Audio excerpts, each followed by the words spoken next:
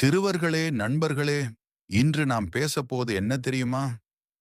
ஒரு சிறிய வார்த்தை, ஆனால் பெரிய அர்த்தம். உண்மை. இந்த வார்த்தை எவ்வளவு சக்தி வாய்ந்தது தெரியுமா?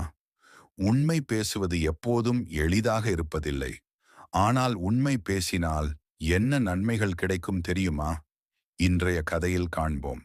ஒரு அழகான காட்டில் அருண் என்ற இளைஞன் வாழ்ந்து வந்தான்.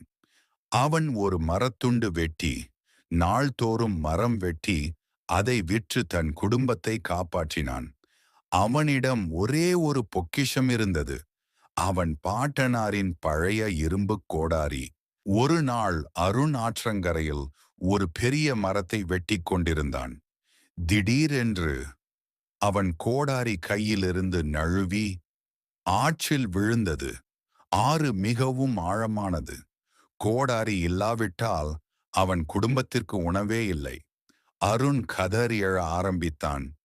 கவலைப்படாதே இளைஞனே, நான் இந்த ஆற்றின் தெய்வம். ஏன் அழுகிறாய்?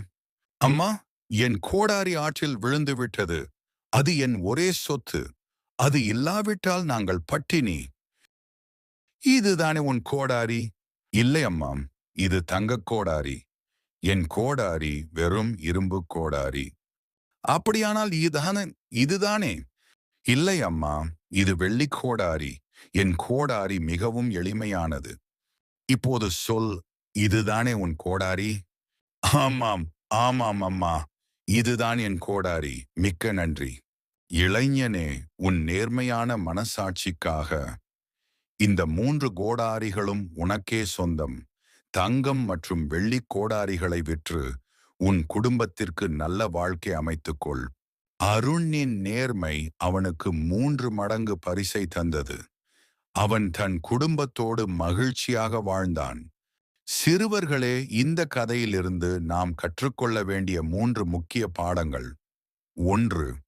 உண்மை எப்போதும் வெல்லும். உண்மையை சொல்வது சில சமயங்களில் கடினமாக இருக்கலாம். ஆனால் நீண்ட காலத்திற்கு அதுவே சிறந்த வழி. 2. மற்றவர் பொருளை ஆசைப்படாதீர்கள். எது உங்களுக்கு சொந்தமோ அதை மட்டுமே எடுத்துக்கொள்ளுங்கள். மற்றவர் பொருள்களை ஆசைப்படுவது தவறு. 3. நேர்மை நீண்ட கால நன்மை தரும். குறுகிய காலத்திற்கு ஏமாற்றம் லாபம் தரும். ஆனால் நீண்ட காலத்திற்கு நேர்மையே வெல்லும்.